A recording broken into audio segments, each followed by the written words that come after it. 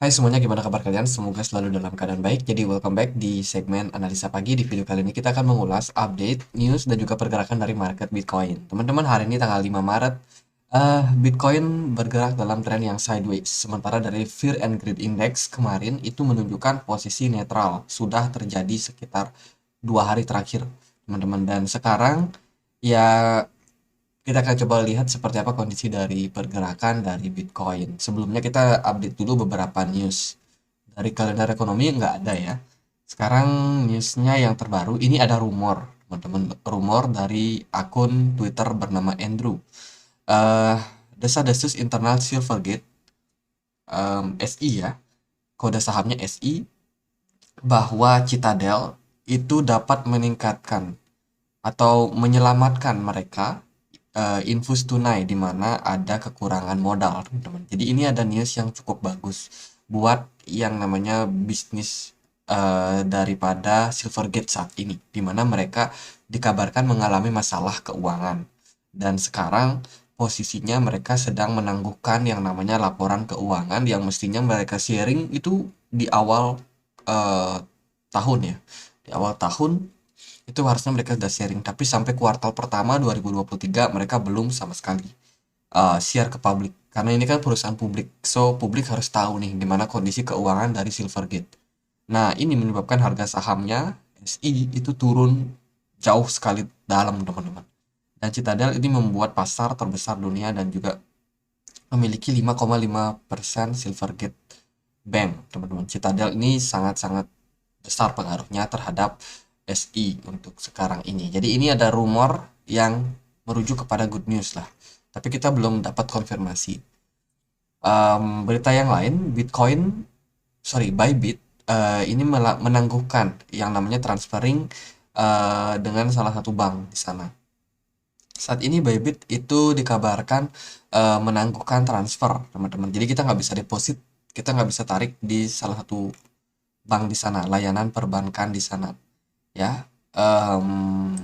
ya ini menangguhkan soal withdrawal sampai 10 Maret. Ini waktu range yang cukup panjang, teman-teman. Ini notice dari Twitternya Bybit. Suspend USD payment via bank transfer. You may continue make USD deposit via Advance Wallet. Kita bisa deposit dengan wallet saja, dengan misalkan kalau di sana apa ya? Apakah di sana ada OVO, Dana? Nah, itu bisa, teman-teman. Tapi nggak bisa pakai akun bank. Ya, ini announcement baru dari yang namanya Bybit. Terus dari berita yang lain, ini Bitcoin price mungkin punya kesempatan buat retest kembali ke 25.000 kalau tidak ada Silvergate saga. Kalau tidak ada kasusnya Silvergate. Kita lihat proses daripada pergerakan dari Bitcoin belakangan memang cenderung sideways flat ya. Sementara kalau kita lihat ada possibility juga dari S&P 500 yang sudah mulai menguat, teman-teman.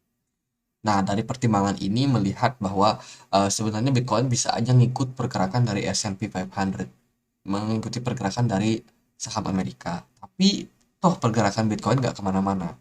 At the end, Bitcoin masih tetap struggle, bertahan di 22.400. Sementara kalau kita lihat juga posisi pergerakan dari indeks dolar pun juga udah mulai labil lagi. Ya, indeks dolar bergerak cenderung agak sulit untuk sekarang ini. Dan kita akan lihat seperti apa nanti korelasinya. Jadi dari analisa ini mengatakan bahwa kalau nggak ada kasus Silvergate, mungkin aja Bitcoin udah kembali berpeluang ngetes ke 25.000. Dari berita yang lain, Binance itu launch anti-scam campaign untuk Hong Kong, teman-teman. Saat ini mereka lagi gencar banget buat masuk ke pasar Hong Kong. Pasar Hong Kong ini masih sangat seksi ya, sementara di mana Cina udah mulai membuka diri sama kripto. Jadi ini mungkin bisa menjadi sebuah trigger, sebuah good news untuk market ke depannya. Bisa jadi kemarin tahun 2 tahun kemarin Cina melarang yang namanya Bitcoin. Bisa jadi news terbarunya Cina membuka diri sama Bitcoin dan itu membuat harganya naik next bull run nanti. Siap-siap aja sama yang namanya isu atau rumor yang namanya Cina mulai membuka diri sama Bitcoin. Itu possibility terjadi, teman-teman. Ya, itu sih beberapa news yang hari ini agak rame karena memang market dalam kondisi weekend, banyak whales yang mungkin libur. Jadi kita akan langsung masuk ke price action daripada Bitcoin. Pertama-tama aku mau kasih tahu ke teman-teman kalau ada ketidaksinkronan data ya. Ini data dari Binance menunjukkan harga Bitcoin ada di kisaran 22.200 something. Oke. Datanya tidak sama dengan kalau indeks dia ada di 22.255.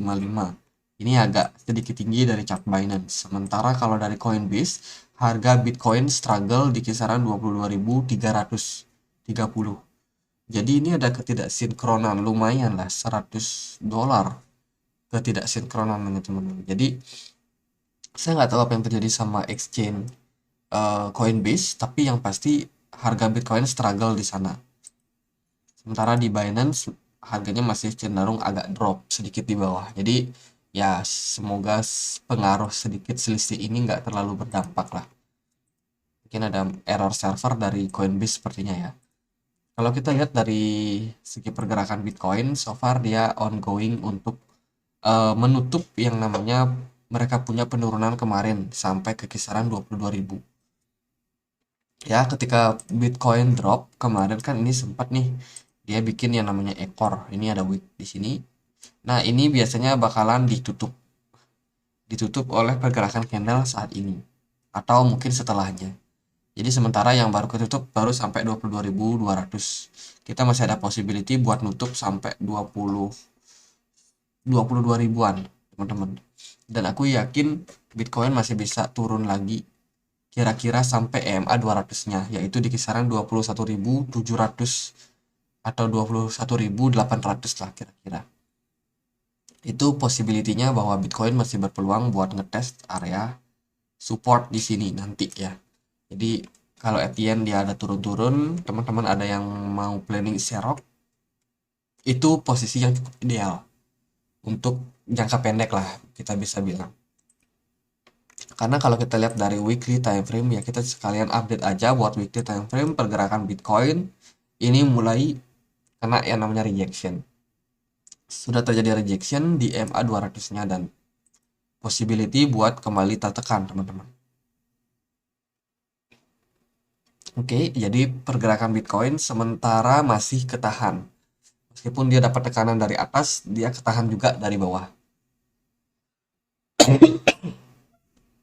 Sorry guys.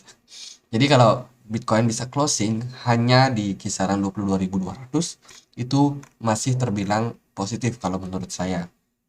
Bitcoin akan berpeluang lagi untuk lebih menarik ya ketika dia bisa turun sampai 21.800-an. Itu menurut saya udah sangat-sangat baik lah. Apalagi kalau Bitcoin bisa turun lebih dalam sampai 22.500. Nah, itu juga dia bakalan ketahan struggle di level support yang cukup kuat untuk menahan pergerakan harga Bitcoin. Kalau itu terjadi, maka kita akan bisa consider pergerakan Bitcoin ini seperti ini. 1, 2, kemudian 1 kali turun lagi, mungkin sampai sini. Atau mungkin bisa lebih dalam lagi sedikit. Nah, itu udah bisa jadi sebagai inverse head and shoulders. Tempat kita melakukan akumulasi yang mungkin cukup ideal buat Bitcoin. Kita nggak tahu sampai mana kira-kira terjadi swing low barunya ya buat Bitcoin. Cuman yang paling pasti kita hanya bisa prepare hal tersebut possibility buat terjadi, possible buat terjadi. Sementara kalau kita lihat dari posisi Fibonacci 61,8 itu ada di range antara 21.400 sampai 21.500. Itu adalah posisi yang sangat-sangat baik, teman-teman. Jadi sementara ya pikirannya gitu dulu. Kalau asumsinya berita dari Silvergate ini bisa ditangani ke depan, maka harusnya proses koreksi yang terjadi pada Bitcoin ini hanya terjadi sementara dan tidak akan memakan waktu yang cukup panjang. Dan at the end Bitcoin masih bisa meluncur kembali ke atas. Itu salah satu skenario bullish yang mungkin bisa terjadi pada Bitcoin. Sementara itu, kalau kita melihat dari posisi Bitcoin sekarang, ada juga possibility kalau Bitcoin bisa turun agak dalam lagi, lebih dalam dari 21.000. Ya itu bisa aja kalau ada sesuatu yang jelek banget ya. News jelek banget menyebabkan market hancur seperti FTX kemarin, ya mungkin Binance yang bermasalah atau gimana. Ya bisa jadi itu terjadi, teman-teman. Tapi kalau menurut saya jangka pendek dari beberapa data yang kita sudah lihat, tidak mempertimbangkan data yang mungkin kita belum tak ketahui ya. Saya rasa cuma karena koreksi saja buat Bitcoin. Semoga hal tersebut terjadi lah. Daripada Bitcoin drop lagi turun kan ke 16.000, ke 17.000. Nah, itu kan nanti ya teman-teman yang belum serok makin seneng. Jadi ya gitu aja buat analisa kali ini, nggak terlalu gimana-gimana karena memang pergerakan market cenderung masih stabil sideways. Bahkan kalau kita lihat di time frame 4 jamnya, Bitcoin ini benar-benar struggle dalam 4 jam, dalam time frame 4 jam, nggak kemana-mana teman-teman. Ya, Bitcoin struggle, doji, doji, doji, doji. Sekarang udah mulai terjadi pelemahan momentum dan juga pelemahan volume, disertai dengan ketidakhadiran whales. Ini tentunya bisa menambah kepanikan yang terjadi di market. Jadi itu sih yang bisa teman-teman perhatikan sekarang. Jadi ya, posisi Bitcoin masih cenderung berada di dalam sebuah ascending channel dan kita lagi ketahan di level supportnya. Kalau drop lagi turun 21.700, 21.800 akan jadi level yang cukup seksi buat dilirik sementara waktu. Ya gitu aja, semoga bisa bermanfaat, dan akhir kata saya Andri, makasih.